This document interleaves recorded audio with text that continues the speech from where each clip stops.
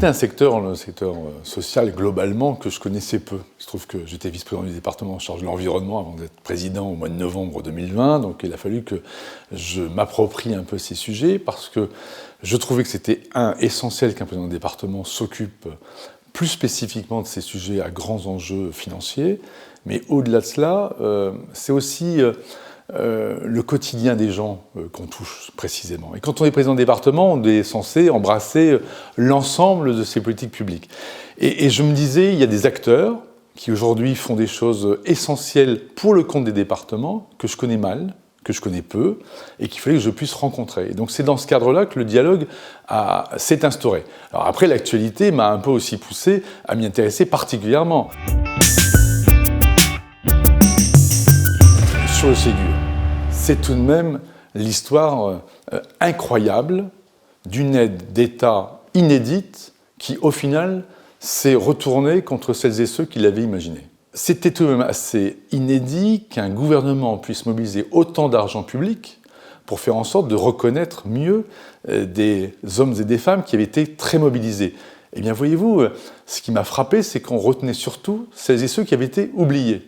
Donc j'ai fait des démarches, j'ai rencontré les associations pour mieux connaître leurs difficultés, puis on a surtout regardé quelles étaient leurs contraintes, où étaient leurs points d'inquiétude. Je pense que c'était aussi mon rôle d'être en tout cas ce garant en tout cas de ce qui se passait dans mon département pour faire en sorte que le gouvernement, le cas échéant, dans le cadre de responsabilités qui m'avaient été données par exemple à l'Assemblée des départements de France pour porter une ambition par exemple sur les politiques en matière de handicap, eh bien c'était de faire en sorte que là où il y avait des difficultés dans la Somme, qui existaient souvent dans d'autres départements, eh bien il puisse y avoir des fédérations qui aient avec le président de département de la Somme, en tout cas un avocat pour aller plaider une cause.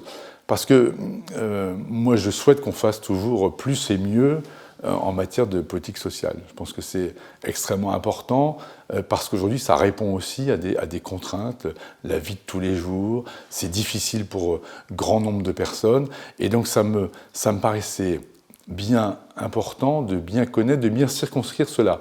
Mais mon directeur des finances, ici au département, ma collègue vice-présidente en charge des finances me disait « mais fais attention tout de même parce que ce sont tout de même des enjeux financiers importants ». Surtout que je le rappelle, et ça c'est une difficulté que j'ai déjà signalée au gouvernement, c'est normal qu'on assume un grand nombre de politiques publiques et je suis un grand décentralisateur, je suis attaché à la décentralisation comme beaucoup de présidents de département, mais particulièrement j'y suis attaché parce que je crois qu'il faut que l'État fasse enfin confiance aux élus locaux. Je trouve anormal pour ma part que nous n'ayons plus aujourd'hui la capacité de lever l'impôt. C'est pas par amour de l'impôt, je les ai baissés quand j'étais encore maire de ma commune, mais c'est tout simplement parce que c'est aussi une garantie de pouvoir demain porter des politiques publiques si d'aventure il manque de l'argent. Et en l'espèce, je voyais bien qu'il manquait de l'argent. Le Ségur, c'est une belle ambition, mais si le sanitaire avait été bien traité, il l'a été par l'État. Je vois bien que sur les métiers du médico-social, aujourd'hui du social, il y a de l'argent à remettre. Pour un département comme la Somme, en 2022, c'est plus de 8 millions d'euros que nous allons devoir mobiliser pour faire en sorte de répondre à tous les champs du social, du médico-social. C'est un effort considérable, mais que l'on va faire parce que on pense aussi que celles et ceux qui sont mobilisés sur cela, et c'est en cela que je ne peux pas d'un côté dire l'État a fait des choses importantes qui vont dans le bon sens sur le médical, et de l'autre côté, quand ça concerne le département, trouver anormal de faire le même effort. J'ai des collègues présidents de département qui quelquefois se disent « mais tout de même, toi tu dis ça, mais tu as peut-être la capacité dans ton département à le faire. » Oui, mais ce sont des choix, ça fait partie des choix que nous pouvons faire dans un département. Dans un budget comme celui de la Somme, effectivement, aujourd'hui, on se dit que c'est important que celles et ceux qui portent, en tout cas, le maintien à domicile, qui portent l'accompagnement des personnes en situation de handicap, eh bien, puissent être convenablement aidés, convenablement remerciés, convenablement, je dirais, accompagnés financièrement pour que ça se passe dans de bonnes conditions.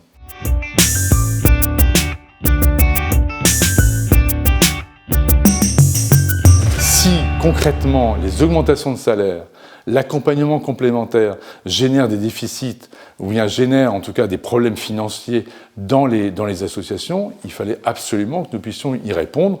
C'est ce travail qui a été fait. Et puis, vous savez, je suis allé aussi beaucoup sur le terrain, beaucoup rencontrer les structures, voir comment ça se passait concrètement, comment est-ce qu'on mettait de l'humain derrière des chiffres. Et pour avoir discuté de cela avec la ministre Sophie Cluzel, elle est bien consciente de l'intérêt demain de mieux associer les départements, de mieux associer l'Assemblée des départements de France, peut-être aussi qu'à la limite, les décisions qui ont été prises se sont prises à une période où les départements étaient eux-mêmes en renouvellement, où les choses étaient compliquées, la crise sanitaire avait complexifié nos rapports. Je veux bien prendre ça sous ce compte-là, mais en tout état de cause, il faut que l'État, demain, avec ses partenaires, que vous êtes, les associations d'acteurs, mais que les départements sont aussi, puissent mieux concerter, parce que, voyez-vous, on aurait peut-être pu alimenter l'État en information pour que ce fiasco ne se réalise pas. Voir concrètement des hommes et des femmes qui sont à la manœuvre, qui sont particulièrement en train de créer aussi de nouveaux dispositifs, eh bien, je me dis que ça mérite tout de même qu'un président de département s'engage particulièrement pour les aider.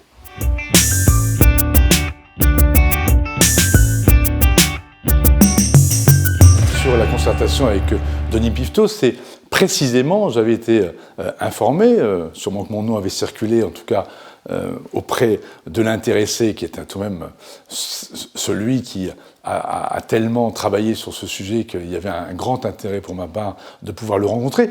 Dans les auditions que je mène dans le groupe de travail que je préside à l'ADF, ça faisait partie des premiers acteurs que je voulais rencontrer. Il se trouve que là, le Premier ministre lui avait confié une mission particulière sur un temps court pour faire en sorte que ces métiers si essentiels soient plus attractifs. Il n'y a pas que le problème du salaire. Il y a globalement comment fait-on demain pour qu'un salarié qui, à un moment ou à un autre, s'est intéressé au social, pour tel ou tel aspect des choses, eh bien, puisse se dire « je ne vais pas être, entre guillemets, enfermé dans mon secteur toute ma carrière professionnelle ». Vous savez qu'aujourd'hui, on se dit on fera peut-être 3 ou 4 métiers dans sa vie. Eh bien, celui qui travaille un jour pour les personnes en situation de handicap puisse se dire, si demain j'ai envie de travailler pour la protection de la jeunesse, pour de la prévention, eh bien je puisse l'imaginer. Sauf que pour ça, par exemple, on a des conventions collectives différentes. Donc ça, là-dessus, les employeurs commencent à y travailler, il faut que les partenaires sociaux soient naturellement associés. Mais ce sont des vrais, très gros sujets. Il ne faut pas y aller non plus à marche forcée. Il faut regarder aussi, et c'est en cela que c'est important que les départements soient convenablement associés en amont, voir quelles conséquences financières tout cela va avoir. Parce que très clairement, c'est assez rare que sur des travaux de convergence de conventions collectives, on fasse perdre beaucoup d'argent aux gens, ou bien qu'on revienne sur des jours de RTT qui avaient été, ou des jours de congé. Donc là-dessus, il va bien falloir, à un moment ou à un autre, se mettre autour de la table pour voir le coût financier de tout cela.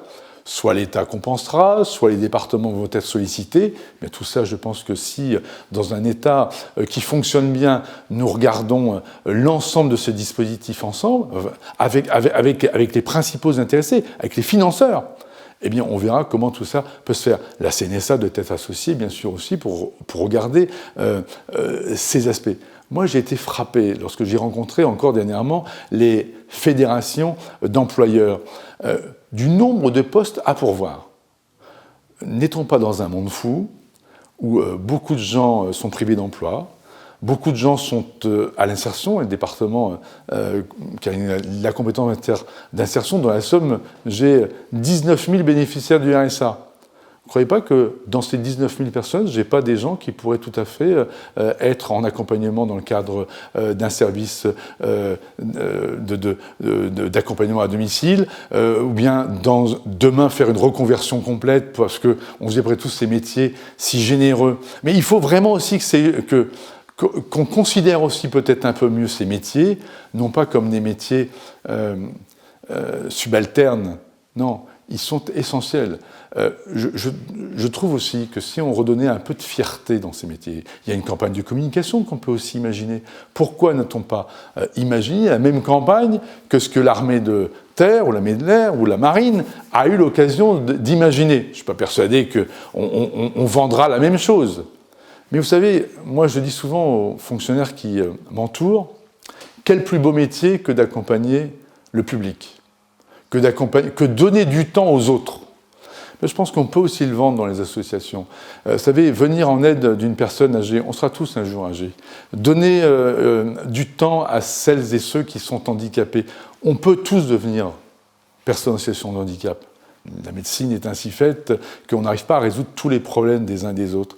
Eh bien, je pense que ça aussi, valoriser l'humain. Moi, je vois beaucoup de jeunes aujourd'hui qui sont tout de même très attachés aux hommes et les femmes de ce pays, qui sont attentifs aux autres, qui ne sont pas que des nombrilistes, qui ne regardent pas que ce qui se passe voilà, dans leur petit quotidien, et qui se disent qu'ils veulent s'engager dans l'humanitaire, ils veulent s'engager pour donner du temps aux autres dans d'autres théâtres d'opération, ça peut être à l'étranger, mais quelquefois les difficultés existent aussi dans notre pays.